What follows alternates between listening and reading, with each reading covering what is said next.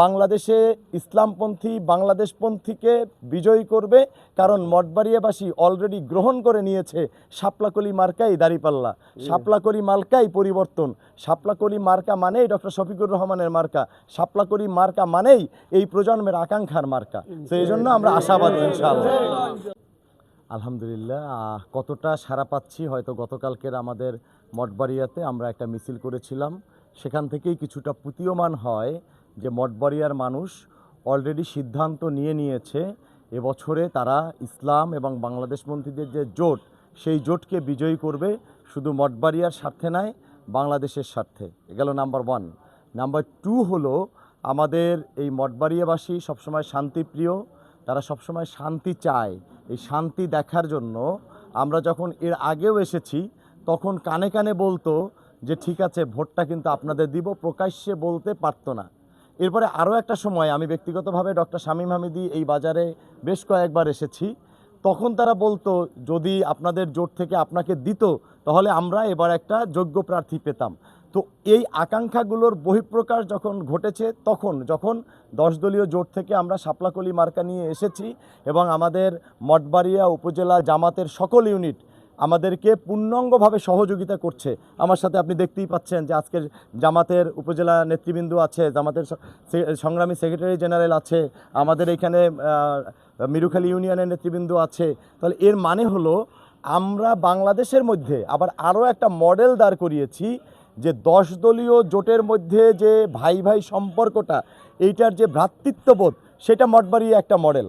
তো এই মডেল থেকে আমরা আশা করি যে ইনশাআল্লাহ আগামী 12ই ফেব্রুয়ারির ত্রয়োদশ জাতীয় সংসদ নির্বাচনে মঠবাড়িয়া থেকে ভোট যেমন জয়যুক্ত হবে, তেমনি শাপলাকলিও জয়যুক্ত হয়ে বাংলাদেশে ইসলামপন্থী বাংলাদেশপন্থীকে বিজয়ী করবে, কারণ মঠবাড়িয়াবাসী অলরেডি গ্রহণ করে নিয়েছে শাপলাকলি মার্কাই দাঁড়িপাল্লা, শাপলাকলি মার্কাই পরিবর্তন, শাপলাকলি মার্কা মানেই ডক্টর শফিকুর রহমানের মার্কা, শাপলাকলি মার্কা মানেই এই প্রজন্মের আকাঙ্ক্ষার মার্কা। তো এই জন্য আমরা আশাবাদী ইনশাআল্লাহ।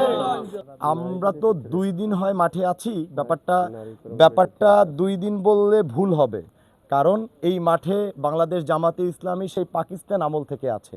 বর্তমান বাংলাদেশে যত বৃহৎ এবং পুরানো সংগঠন যদি বলেন সেটা বাংলাদেশ জামাতে ইসলাম। তো তাদের একটা ঐতিহ্য আছে, তার সাথে আমরা গত 8-9 মাস 10 মাসের একটা দল এনসিপি, আমরাও বেশ কিছুদিন ধরে এই মাঠে ভোটের ক্যাম্পেইন করেছি, আমরা শাপলাকলির ক্যাম্পেইন করেছি।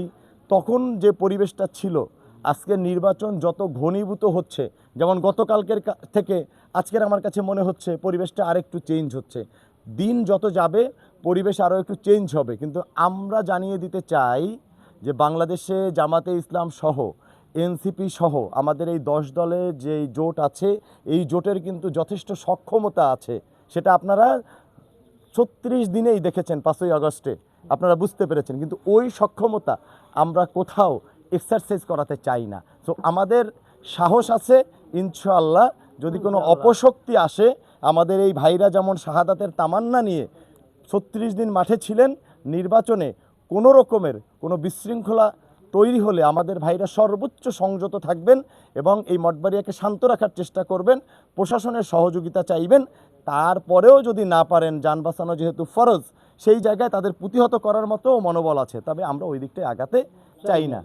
আশা করি এখন পর্যন্ত মঠবাড়িয়ার আইন শৃঙ্খলা খুবই ভালো আছে, কারণ আমাদের এইখানে প্রতিদ্বন্দ্বী প্রার্থী যারা আছেন তারা অত্যন্ত আমাদের সাথে বন্ধুত্ব সৌহার্দ্যপূর্ণ সম্পর্ক।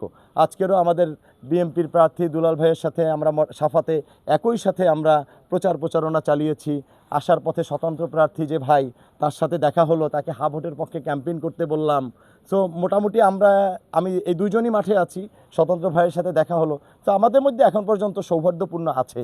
আমি একটি বার্তা আপনাদের মাধ্যমে দিতে চাই যে আমাদের মধ্যে যেমন সৌহার্দ্যপূর্ণ সম্পর্কটা আছে, এটা যদি আপনারা মাঠে ধরে রাখতে পারেন, ফিল্ডে যে সকল আমাদের কর্মীরা আছে এবং অন্য দলের কর্মীরা আছে, তারা যদি একে অপরকে শ্রদ্ধাবোধের জায়গা থেকে দেখে, আমাদের সমাজের সংস্কৃতির যে জায়গাটা, মুরব্বীদের সম্মান দেওয়া, বড় ছোট সিনিয়র, এই জায়গাটা সম্মান দিয়ে যদি চলে এবং যার যার অধিকার যদি সে প্রতিষ্ঠা করতে চায়, তাহলে মঠবাড়িয়া শান্ত থাকবে ইনশাআল্লাহ।